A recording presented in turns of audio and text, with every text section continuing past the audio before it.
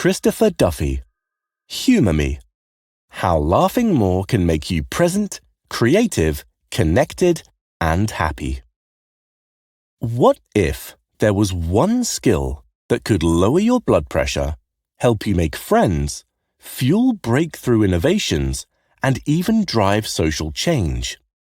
What if this same ability helped communities survive oppression, helped patients heal faster in hospitals, and let strangers form instant bonds? It sounds too good to be true, but research keeps confirming it.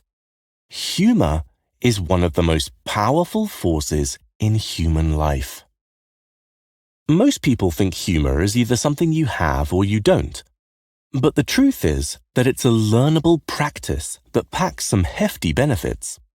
Whether nurturing better relationships, driving creativity and joy, or forging community resilience and driving social change, humor is a powerful tool to navigate life. This blink outlines how humor stops life from feeling like something to endure and how it can unlock life's experience fully even in the hardest moments. Where humor lives. A lot of folks feel trapped in humorless lives. You travel the same route to work every morning, past the same coffee shop, the same intersection, the same parked cars. Your mind churns through your to-do list while your body moves on autopilot. You could probably navigate this path blindfolded. This autopilot mode serves a real purpose. Your brain conserves energy by filtering out the familiar and only focuses when things seem important. The problem is that humor lives in the details you have trained yourself to ignore. It thrives in the odd, the unexpected, the slightly absurd moments that pepper every single day. When you move through life on autopilot, you miss it. Think about visiting someone else's home for the first time. You notice everything. The way they organize their bookshelves and the oddly specific collection of refrigerator magnets. The bathroom frog decor that reveals more about them than any conversation could. These observations feel vivid because you are actually paying attention. You're present, and presence is the soil where humor grows. And the world is stranger than you think. A grocery store is just a warehouse where people wander through aisles staring at products they barely understand, making split-second decisions about what to put in their bodies based on the color of the package. Office meetings are just grown adults gathering in rooms to talk about talking, then scheduling more talking to talk more. The most mundane routines in life contain absurdity if you pause long enough to see it. Children are masters at noticing this strangeness because everything is new to them. They ask questions that highlight the weirdness most adults accept as normal. Why do we shake hands when we meet someone? Why do dogs drag their humans around the neighborhood on leashes? Do eggs really come from a chicken's butt? These observations aren't just curious, they're often hilarious. So the first pillar of cultivating humor is being present in your life. Reclaiming this ability to see the absurd all around you means breaking your autopilot habits. Leaving your phone in your pocket during your commute and looking around. Really look. Take a different route home and see what changes. When you find yourself in a waiting room, pay attention to how people arrange themselves in space, what they do with their hands, how they avoid or seek out eye contact. The more you practice noticing, the more you will notice. Your brain, realizing you value these observations, will start serving them up automatically. Life stops feeling like a gray blur and becomes filled with moments that make you chuckle. This heightened presence doesn't just help you find humor, it makes you more alive to experience itself. And that aliveness is where laughter begins. Learning to laugh at yourself. You've probably met someone who takes themselves way too seriously. Every mistake is a major catastrophe, and every awkward moment demands an explanation or apology. They don't let anything slide, especially their own missteps. Being around people like this is exhausting because their self-consciousness creates tension in every interaction. Now think about someone who can laugh when they trip over their own feet or stumble over a word in a presentation. They acknowledge the gaffe with a good-natured chuckle and move on. Their ease puts everyone around them at ease. You want to spend time with this person because they make the room feel lighter and safer. The difference between these two people is that one person treats their imperfections as shameful secrets, while the other treats them as part of being human. And here is the surprising part. Research shows that people who can laugh at themselves are not just more pleasant to be around, others actually find them more likable, more trustworthy, and even more attractive.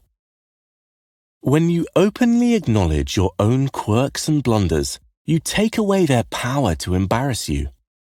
This willingness to be imperfect in public signals to others that they can relax around you. When you can laugh at your mistakes, you create an environment where other people feel safe making mistakes too. Nobody has to perform perfection. Everyone can just be themselves, fumbles included. But here is what laughing at yourself is not. It is not the harsh voice in your head that tells you you are stupid or worthless or fundamentally broken. That voice is not funny. That is cruelty dressed up as self-awareness. Real self-deprecating humor is affectionate, almost fond. It is the difference between saying, "I cannot believe I've locked my keys in the car again, I'm such an idiot," and "I have now perfected the art of locking my keys in the car. Should I teach a class?" One attacks, while the other acknowledges the human comedy of repeated behavior. The second pillar of cultivating humor is learning to laugh at yourself with kindness. Catching yourself when you mess up and choosing to see it as funny instead of a failure. Start by paying attention to the stories you tell about your own mistakes.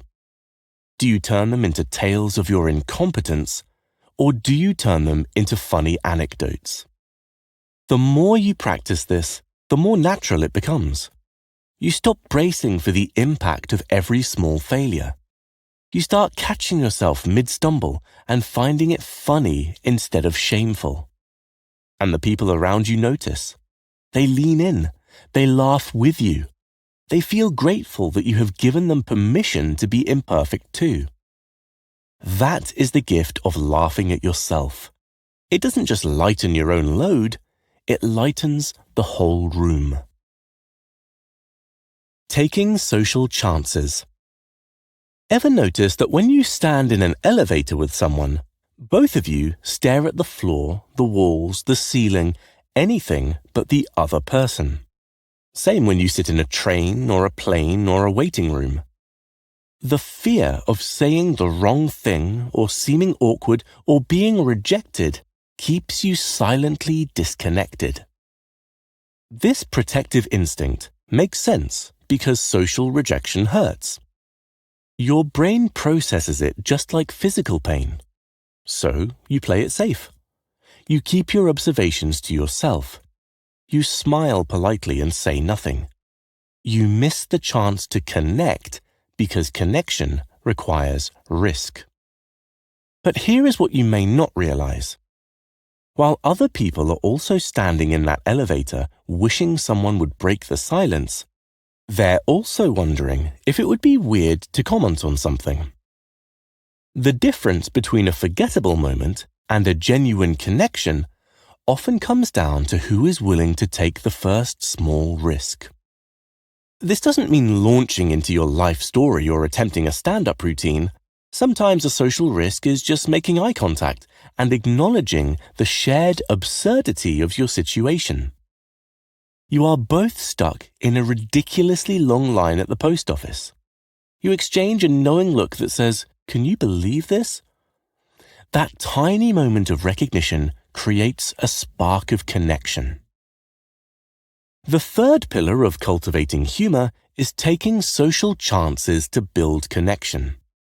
This means being willing to initiate, to reach out, to speak the funny observation that acknowledges what everyone is thinking. Treat humor as a bridge, not a performance. You don't need to be funny to do this either. You just need to be present enough to notice what is happening around you, and brave enough to share it with someone else. The person wearing a shirt with a pun on it probably wants someone to notice it's funny. The tired barista might appreciate a genuine "long day." The colleague who just made the same mistake you made last week might feel better knowing they are not the only one. Start small. Practice making one comment each day to someone outside your usual circle. Not a joke you rehearsed or a clever line you prepared, just an honest observation about your shared reality. Comment on the weather being exactly as predicted, yet somehow still surprising. Mention that the coffee shop rearranged their furniture and now everything feels slightly off. Ask someone about the book they are reading or the unusual pattern on their bag. The goal is not to be entertaining. It's to be human with other humans. Some of these attempts will land and some won't. That's fine, you tried. And trying is the entire point. Connection, creativity, joy.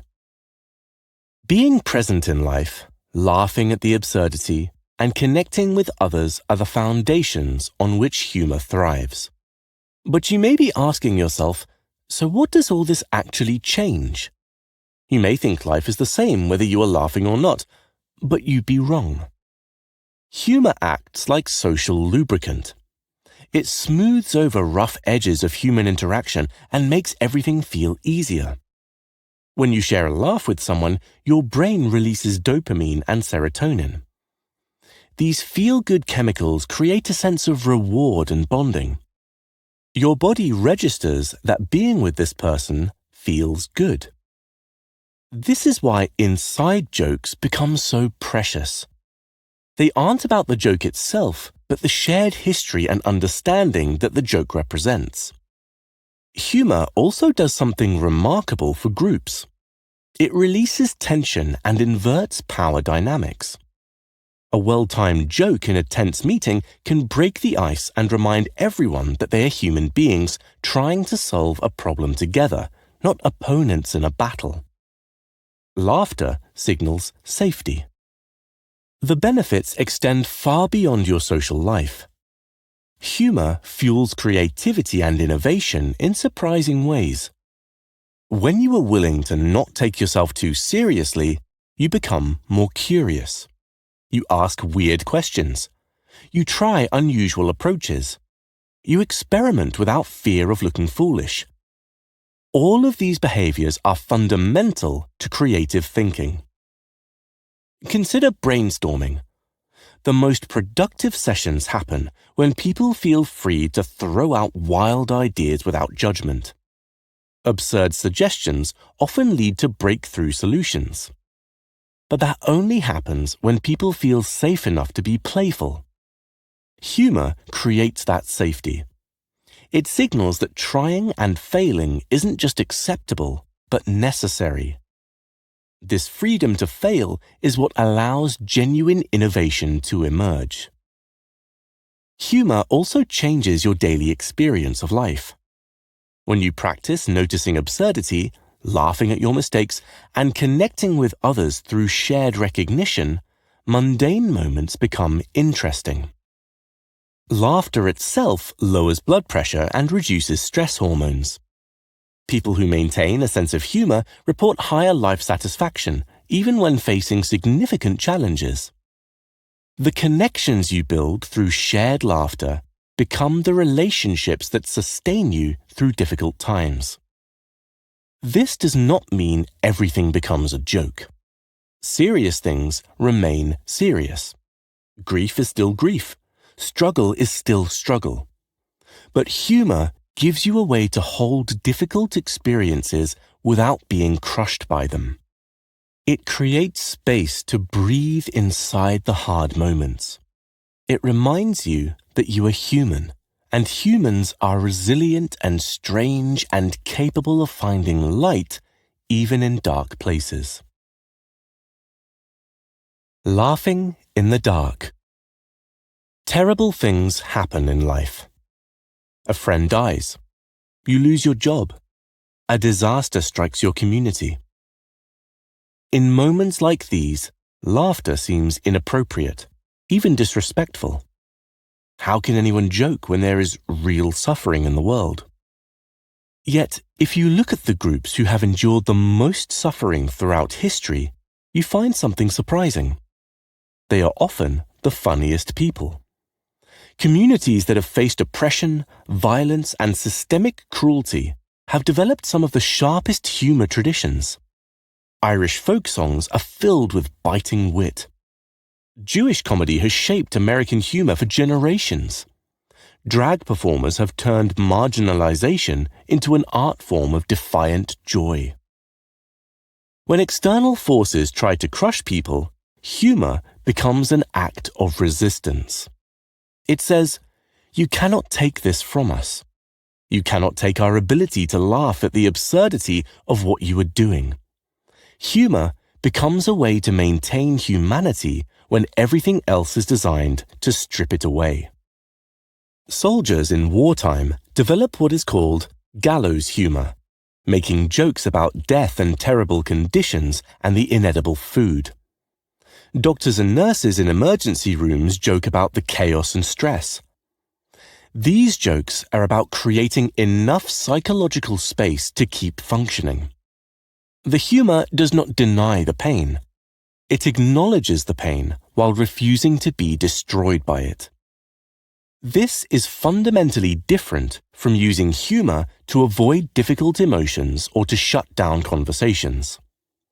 Humor in hard times is not about pretending everything is fine. It's about finding moments of lightness inside the weight. In any crisis, absurdity persists. Your car breaks down at the worst possible time. You spill coffee on yourself right before delivering bad news. Life continues to be strange and unpredictable even when it is also painful. This is perhaps the most important thing to understand about humor and resilience. Laughter does not replace grief or erase suffering. It coexists with them. You can cry and laugh in the same conversation. You can honor what is hard while also acknowledging what is absurd. These are not contradictions. They are both parts of being fully human. So, when life gets dark, let humor be one of the tools you use to navigate the darkness. Allow yourself to laugh even when everything feels heavy. That laughter is not a betrayal of your pain. It is an affirmation that you are still here, still noticing, still connected to others, still capable of joy. And that capacity for joy is what carries you through.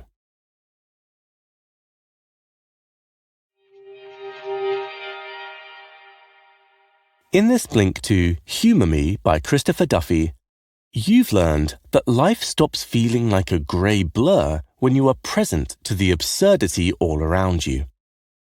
Laughing at your mistakes liberates you from shame and invites others to relax around you. Taking small social risks transforms isolated moments into genuine connections. Nurturing humour changes everything. Health improves, friendships deepen, creativity expands, and resilience in hardship grows stronger. A skill used to navigate being human, humor helps find light without denying the darkness, and forges connection with others even in the hardest times. Okay, that's it for this Blink. We hope you enjoyed it. If you can, please take the time to leave us a rating, as we always appreciate your feedback. Hope to see you again in the next Blink.